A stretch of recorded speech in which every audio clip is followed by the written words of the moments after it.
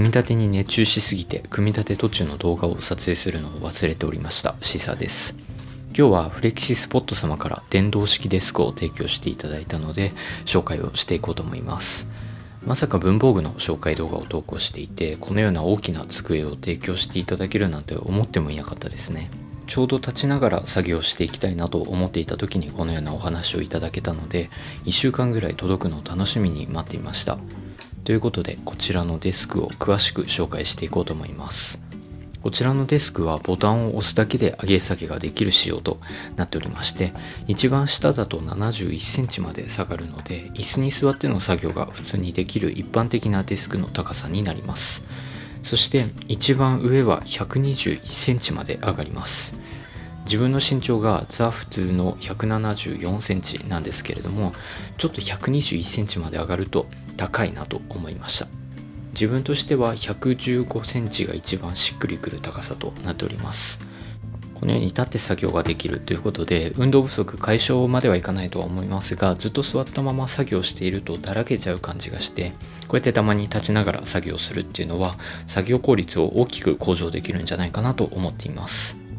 本当にありがたいと思った機能が高さを調節してくれる機能なんですよね。立ったり座ったりして頻繁に高さを変えていこうと思っているので、低い時と高い時の位置を記憶させています。例えば71センチで座って作業したいという方は、メモリボタンの M を押して次に好きな番号をポチッと押すだけで、次からは番号を押すだけで勝手にその位置まで調節してくれるという優れものになっています。左2つの三角のボタンは押し続けないと動いてくれないので、メモリー機能を活用することをお勧めします。1ミリ単位で微調整ができるので、自分のフィットする高さが見つけられると思います。一番右のボタンには座りすぎは良くないよとか立ちすぎは良くないよって警告してくれるアラーム機能っていうのがあるんですけれども、自分はあんまり必要ないかなと思いました。好きな時間を設定できるので、30分だけ勉強したいという時のタイマーとして使えるんじゃないかなと思いました。自分は理系で上げ下げする構造が気になってしまう人間なので、ちょっと見ていきましょう。結束バンドで留めたのでそんなにごちゃごちゃはしていないんですけれども、このようにコードが張り巡らされています。ボタンを押すと左側のみにモーターがついているんですけれども、銀色のシャフトが回転することによってモーターがついていない右側にも動力が伝達して、左右両方の足で天板を昇降させるという仕組みになっています。結構強い力が加わっていると思うので、小さい子とかはあまり触れないようにして注意してもらいたいなと思います。低い時は全然いいんですけれども、ちょっと高くすると安定感が悪くなってテーブルが揺れてしまうので、2人とか3人で立ちながら勉強するっていうのはちょっと難しいかなと思いました。ただ倒れそうということは全然ないですね。木材をチップ状に砕いて固めたパーティクルボードの上にメラニン樹脂の木目模様の天板となっていて、本物の木目ではないので天板自体はあんまり期待していなかったんですけれども、安っぽさを感じるってことは全然なくて、作業用のデスクとしては十分な質感かなと思います。ただ文房具の紹介動画を投稿するときはいつものビールドのウォルナットの机で撮影します。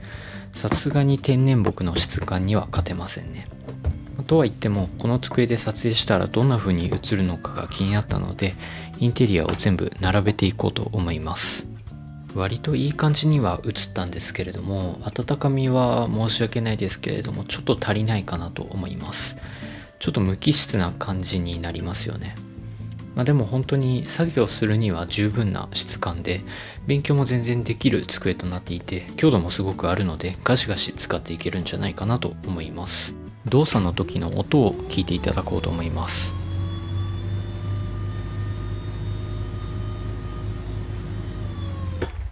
ウィーンって音はするんですけれども、夜間でも全然うるさくはないなと思いました。今回紹介したのが電動式デスク E1 という足でして、値段が33,100円となっています。 Amazon でも購入することができます。足だけで3万円っていうのがね、ちょっと高いかなとは思いました。ブラックとホワイトの2色が展開されています。そして天板は15,900円となっています。こちらの色はマホガニーという色なんですけれども、他にもブラックとメープル、それからホワイトの計4色があります。こちらは 140cm×70cm の長方形型なので結構大きいですね。4人用のダイニングテーブルとしても使える大きさかなと思います。部屋の大きさによっては結構圧迫してしまうと思うので、もう一回り小さい 120cm×60cm の方もあるので、用途によって考えていただければなと思います。足と天板のセットもあるんですけれども、自分のように別々でも、購入することができるので、足と天板の色の組み合わせを選ぶのも重要かなと思います。この机について使ってから全然経っていないんですが、気になった点が2点あるので言っていこうと思います。まずですね、組み立てがすごく大変でした。仕方ないんですけれども、とても重たいです。自分はなんとか一人でできたんですけれども、これは女性一人だと無理かなと思いますね。慣れれば30分ぐらいで、できると思いますが、あまりこういうのに慣れていないので自分は2時間ぐらいかかりました。ちょっと高くなるかなと思うんですけれども、簡単に組み立てができる足もあるので、気になる方はねチェックしてみてください。あとはテーブルを高くすると振動が大きくなってしまうので、直接壁に密着させて使うのがいいかなと思いました。ということで今日はフレキシスポットの電動式デスク E1 の紹介でした。ではまたお会いしましょう。ご視聴ありがとうございました。